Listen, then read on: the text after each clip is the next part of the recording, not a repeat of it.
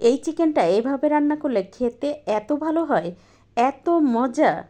শুধু আমি না, আজকের এই রেসিপি দেখলে আপনিও এটা পছন্দ করবেন ইনশাল্লাহ, এতটুকু বলতে পারি। আসসালামু আলাইকুম, কেমন আছেন সবাই? আজকে আপনাদের সাথে শেয়ার করব সবচাইতে বেশি মজার, বেশি স্বাদের একটা চিকেনের রেসিপি। ইনশাল্লাহ আপনাদের সবার ভালো লাগবে। এভাবে যেদিন গরু, খাসি, মুরগি যেটার মাংসই রান্না করি না কেন, সেদিন একটা সমস্যা হয়ে যায়। সেদিন শুধু এই এক পদ দিয়েই সবাই খেতে থাকে, অন্য কোনো রান্না ধরেও দেখে না। এটা যে শুধু আমার বাসার সবাই করে তা না, আমি নিজেও এটা করি। ওই দিন আর আসলে অন্য পদ খুব একটা রান্না করা লাগেও না, কারণ আমি জানি এই এক পদ দিয়েই সবাই খেয়ে নেবে। আর আজকের রান্নাটা করব একেবারে ফ্রেশ ফ্রেশ মশলা বেটে। আর এভাবেই যদি মশলাটা বেটে রান্না করা হয়, তাহলে মাংস সুস্বাদু হতে বাধ্য। তার জন্য শিলপাটায় বেশ কয়েকটা কাঁচামরিচ একটুখানি বেটে নেব। তো একেবারে মিহি করে বেটে নেব না, এই যে একটু ছাবা ছাবা করে বেটে নিচ্ছি। আর এদিকে আমি পেঁয়াজ বেটে নেব। তো এখানে হচ্ছে 4টা পেঁয়াজ দেখা যাচ্ছে, কিন্তু আমি 7-8টা পেঁয়াজ বেটে নিয়েছি। যেহেতু মাংসের পরিমাণ বেশি, সেই বুঝে কিন্তু পেঁয়াজটাও একটু বেশি দিয়েছি। সাথে ঠিক একইভাবে রসুনটাও থেতো করে নেব। আর এখানে 2টা যে বড় ইন্ডিয়ান রসুন আছে, সেটার কলি নিয়েছি। আর এটাও দেখতেই পাচ্ছেন, আমি কিন্তু ঠিক একইভাবে ছাবা ছাবা করে বেটে নিয়েছি। এবার বেটে নিব আদা। আর আদাটা কিন্তু একেবারে মিহি করে বেটে নিব, যেহেতু আদা শক্ত, একদম গলে যাবে না, তাই আদাটা কিন্তু একেবারে মিহি করে বেটে নিব। তো এই তো দেখতেই পাচ্ছেন, আমার কিন্তু আদা বেটে নেওয়া হয়ে গেছে। তো সব মশলা তো বেটে নেওয়া হয়ে গেছে। এখানে সব কিছু মিলিয়ে প্রায় 1.5 কাপ মতো আমার মশলা হয়েছিল। তো এই তো দেখে নিশ্চয়ই বুঝতে পারছেন এটা কতটুকু পরিমাণ ছিল।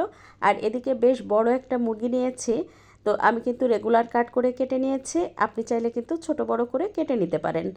এবার এই মুরগির মধ্যে দিয়ে দেবো হচ্ছে সেই যে বেটে রাখা মশলা, তার সাথে দিয়ে দেবো গরম মশলা। এখানে নিয়েছি এলাচ, দারচিনি, লবঙ্গ, একটা স্টার অ্যানিস, সেই সাথে নিয়েছি কালো গোলমরিচ, আর দিয়ে দেবো তেজপাতা। আপনি চাইলে কিন্তু এখানে কয়েকটা গোটা শুকনো মরিচও দিয়ে দিতে পারেন। দিয়ে দেবো স্বাদ মতো লবণ, তার সাথে দিয়ে দেবো 1 চা চামচ পরিমাণ জিরা গুঁড়া, আর দিয়ে দেবো 1.5 চা চামচ পরিমাণ ধনে গুঁড়া। সেই সাথে দিয়ে দেবো 3 টেবিল চামচ পরিমাণ রান্নার তেল। তারপরে সব কিছু হাত দিয়ে বেশ ভালোভাবে 4-5 মিনিট সময় নিয়ে মেখে নিব। আর এই কাজটা কিন্তু হাত দিয়েই করবেন, তাহলে কিন্তু মাংসের মধ্যে খুব ভালোভাবে মশলাটা ঢুকবে। একেবারে মাংসের গায়ে গায়ে মশলাটা লেগে থাকবে এমনভাবে মাখাতে হবে। তো দেখতেই পাচ্ছেন আমার কিন্তু মেখে নেওয়া হয়ে গেছে। এবার এর মধ্যে দিয়ে দেব 2 কাপ পরিমাণ গরুর দুধ। আর এই দুধটা কিন্তু আগেই জাল করা ছিল। আমি হচ্ছে আজকে শুধুমাত্র গরুর দুধ দিয়েই এই চিকেনটা রান্না করব। আর এভাবে যখন এই চিকেনটা রান্না করা হয়, সারা ঘর ঘ্রাণে মৌ মৌ করে, এত সুন্দর ঘ্রাণ আসে। আসলে এটা আপনি যদি না রান্না করেন, তাহলে আমি এটা বলে আপনাকে বোঝাতে পারবো না। এটা এত ভালো হয় খেতে। দুধ দিয়ে মেখে রাখার পরে আমি প্রায় 20 মিনিট মতো রেস্টে রেখে দিয়েছিলাম। তারপরে 20 মিনিট পরে চুলায় প্যানটা ধরে চুলার আঁচ হাই রেখে 5-6 মিনিট রান্না করে এই তো ঢাকনা খুলে একটু নেড়ে দেব। নেড়ে দিয়ে আবারও ঢাকনা দিয়ে ঢেকে দেব, আরও 4-5 মিনিট রান্না করে নেব। তো প্রায় 4-5 মিনিট পরে দেখতেই পাচ্ছেন আমি কিন্তু আরও একটু নেড়ে দিচ্ছি। এবার দিয়ে দেবো এর মধ্যে আধা চা চামচ পরিমাণ গরম মশলা গুঁড়া। এটা আমার ঘরে তৈরি গরম মশলার গুঁড়া, ইনশাল্লাহ আপনাদের সাথে খুব দ্রুত শেয়ার করব। তারপর আবারও ঢাকনা দিয়ে ঢেকে আরও 10-15 মিনিট রান্না করে নেব। এতে করে মাংসটা পুরোপুরি সিদ্ধ হয়ে যাবে। তো এই তো প্রায় 15 মিনিট পরে দেখতেই পাচ্ছেন আমি কিন্তু একটুখানি নেড়ে দিচ্ছি। আর মাংসটা থেকে কিন্তু দুধটা শুকিয়ে গেছে, আর তেলটাও কিন্তু উপরে উঠে আসছে। এ পর্যায়ে দিয়ে দেবো 1 টেবিল চামচ পরিমাণ ঘি।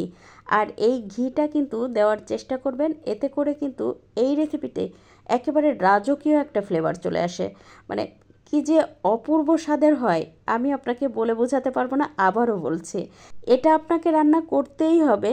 এটা এত ভালো একটা রেসিপি। আর এই রেসিপিটি করে যদি আপনি কাউকে খান, তাহলে সে আপনার প্রশংসা করতে বাধ্য হবে। তো দেখতেই পাচ্ছেন আমার চিকেনের লুকটা কত ইয়াম্মি দেখাচ্ছে, আর কি পরিমাণ লোভনীয় দেখাচ্ছে। আজকের রেসিপি যদি ভালো লেগে থাকে, তাহলে প্লিজ একটু শেয়ার করে দেবেন। আর একটা লাইক দিয়ে পেজ ফলো করে পাশে থাকবেন। আজকের ভিডিও কে কোথা থেকে দেখছেন চাইলে কিন্তু আমাকে কমেন্ট করে জানাতে পারেন। আসছে ঈদে কিন্তু এই রেসিপিটি করতেই পারেন। এটা কিন্তু অনেক স্পেশাল একটা রেসিপি।